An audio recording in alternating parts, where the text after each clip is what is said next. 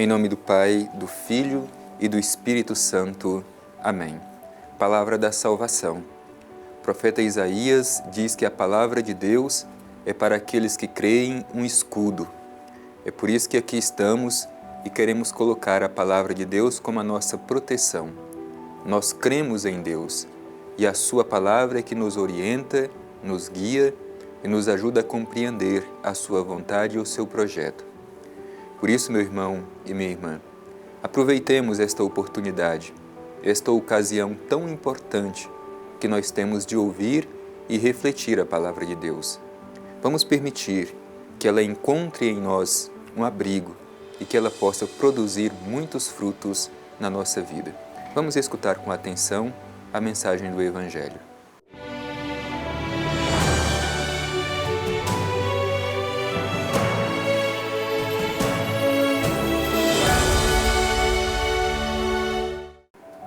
Proclamação do Evangelho de Jesus Cristo segundo João. Glória a vós, Senhor. Depois daqueles 2 dias, ele partiu de lá para a Galileia. O próprio Jesus havia testemunhado que o profeta não é honrado em sua própria pátria. Quando, pois, ele chegou à Galileia, os galileus o receberam, tendo visto tudo o que ele fizera em Jerusalém, por ocasião da festa, pois também eles tinham ido à festa. Ele voltou novamente a Caná da Galileia, onde transformara água em vinho. Havia um funcionário real, cujo filho se achava doente em Cafarnaum. Ouvindo dizer que Jesus viera da Judéia para a Galileia, foi procurá-lo e pedia-lhe que descesse e curasse seu filho, que estava à morte. Disse-lhe Jesus: Se não virdes sinais e prodígios, não crereis. O funcionário real lhe disse: Senhor, desce antes que meu filho morra. Disse-lhe Jesus: Vai, teu filho vive. O homem creu na palavra que Jesus lhe havia dito e partiu. Ele já descia quando os seus servos vieram-lhe ao encontro, dizendo que seu filho vivia. Perguntou então a que horas ele se sentira melhor. Eles lhe disseram: Ontem, à hora 7ª, a febre o deixou. Então o pai reconheceu ser precisamente aquela hora em que Jesus lhe dissera: Teu filho vive. E creu ele e todos os da sua casa. Foi esse o segundo sinal que Jesus fez ao voltar da Judéia para a Galileia. Palavra da salvação. Glória a vós, Senhor. Caro irmão, querida irmã, este Evangelho dirigido ao nosso coração no dia de hoje continua mostrando a ação de Jesus em favor de quem sofre, em favor de quem está doente, em favor de quem precisa da cura e da libertação.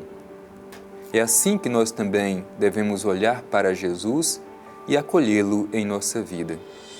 Um Deus que se torna próximo para cuidar com muito carinho de cada um de nós.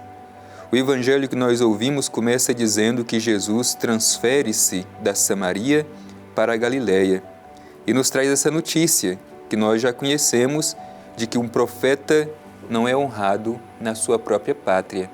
Como sabemos, esta é uma referência a quando Jesus esteve em Nazaré e os seus não o acolheram, que vai servir também para interpretar justamente a sua relação com os judeus, ou melhor, com o chefe dos judeus. Sendo ele um judeu, o Messias, enviado por Deus, não creram nele e por isso mesmo o condenaram à morte. E o Evangelho diz: Quando, pois, ele chegou a Galileia, os galileus o receberam, tendo visto tudo o que ele fizera em Jerusalém por ocasião da festa. É interessante, porque os galileus acolheram Jesus bem, mas a razão pela qual acolheram Jesus bem, ela é muito superficial. Acolheram bem Jesus porque viram os seus sinais extraordinários realizados enquanto estava em Jerusalém. porque viram os seus milagres, não porque queriam aderir a Jesus e ao seu projeto, mas simplesmente por causa dos milagres. Portanto, acolhem Jesus, mas este acolhimento é por uma razão muito superficial. O acolhem por causa simplesmente dos milagres que Jesus havia realizado. É nessa perspectiva que a gente vai entender o que acontece logo depois. A cura do filho do funcionário real, narrado aqui no Evangelho. Justamente dessa perspectiva de que não vale simplesmente o milagre pelo milagre, mas o milagre deve ser acolhido como um caminho que nos leva a uma adesão verdadeira à pessoa e ao projeto de Jesus. Por isso vamos, com muita atenção, ver como se desenvolve essa narrativa da cura deste funcionário real. Começa dizendo o seguinte: ele voltou novamente a Caná da Galileia, onde transformara água em vinho. Como nós sabemos, essa transformação da água em vinho no casamento de Caná da Galileia foi o primeiro sinal realizado por Jesus. E o Evangelho diz: havia um funcionário real cujo filho se achava doente em Cafarnaum. Ouvindo dizer que Jesus viera da Judeia para a Galileia, foi procurá-lo e pedia-lhe que descesse e curasse seu filho, que estava à morte. É interessante porque o primeiro sinal realizado por Jesus, como a gente já mencionou, é a transformação da água em vinho. Este é o segundo sinal que Jesus irá realizar. E este segundo sinal está relacionado com alguém que está com um perigo eminente da morte. Portanto, aqui Jesus realiza o seu segundo sinal. Este homem, funcionário real, que tinha o seu filho doente, vai à procura de Jesus. Inicialmente parece que a sua confiança é simplesmente por causa dos milagres realizados por Jesus e não pela pessoa em si de Jesus. É por isso que Jesus o interpela quando diz assim: se não virdes sinais e prodígios, não crereis. Portanto, Jesus o interpela a pensar: a procura por Jesus é simplesmente por causa dos milagres que ele realiza, ou é por uma confiança maior na pessoa de Jesus e no acolhimento de Jesus como Messias, o Salvador, enviado pelo Pai Eterno? E aí o funcionário real mostra a urgência da ação de Jesus. Senhor, desce antes que meu filho morra. É preciso ter pressa. E Jesus, diante disso, diz àquele homem: vai, o teu filho vive. A palavra de Jesus tem força de transformação. Aquele homem volta para casa e no meio do caminho os seus servos vêm ao seu encontro para dizer que o menino está vivo, que o menino está bem, que foi curado da sua enfermidade. E aquele homem se interessa por perguntar a que hora que a febre o deixou. E corresponde justamente à hora em que Jesus disse àquele funcionário real: vai, teu filho está vivo. Portanto, a palavra de Jesus tem força de transformação. E aí, justamente para ilustrar que não valem simplesmente os milagres pelos milagres, o Evangelho vai dizer que, a partir daquele momento, aquele homem e a sua família creram em Jesus, aderiram a Jesus como Salvador e como Messias enviado ao seu povo.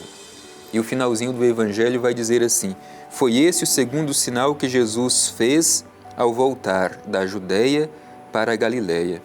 E a gente precisa se perguntar: qual é a diferença de um sinal para um milagre? Na verdade, o milagre como tal não significa que a gente vai fazer uma adesão de fé. O sinal é diferente. O sinal é aquilo que nos conduz para fazer uma adesão à pessoa de Jesus e ao seu projeto. Todo sinal de Jesus leva uma pessoa ou um grupo a crer na sua pessoa. Assim como nesse trecho que nós ouvimos aqui hoje, que aquele homem, juntamente com toda a sua casa, passou a crer em Jesus. Portanto, o milagre é importante?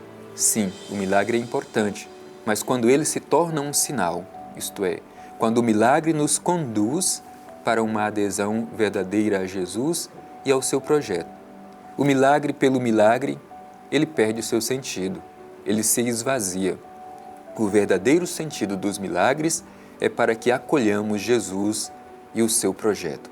Por isso, hoje, nós queremos pedir que Jesus continue realizando sinais na nossa vida, ou melhor, que saibamos acolher os sinais de Jesus em nossa vida, de modo que o aderimos pela fé, acolhendo a sua pessoa e o seu projeto. Deixemos que o Evangelho nos provoque a esta adesão de fé a Jesus.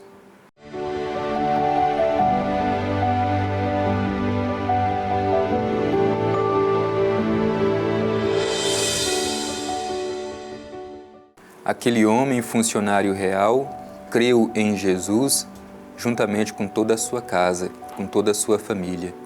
Hoje nós queremos, com o coração agradecido, depois de ouvir esta mensagem do Evangelho, nos dirigir ao Divino Pai Eterno, fazer a nossa oração e pedir, sobretudo, que sejamos fortalecidos na nossa fé. Rezemos juntos. Pai Eterno, Deus de misericórdia, Deus de amor e ternura, te pedimos no dia de hoje a graça de sermos fortalecidos na fé, para que acolhamos Teu Filho Jesus com muita confiança e permitamos que Ele transforme a nossa vida.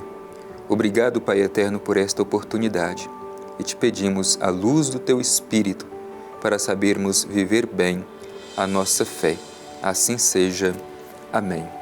O Senhor esteja convosco, Ele está no meio de nós. Abençoe-vos o Deus Todo-Poderoso, Pai, Filho e Espírito Santo. Amém.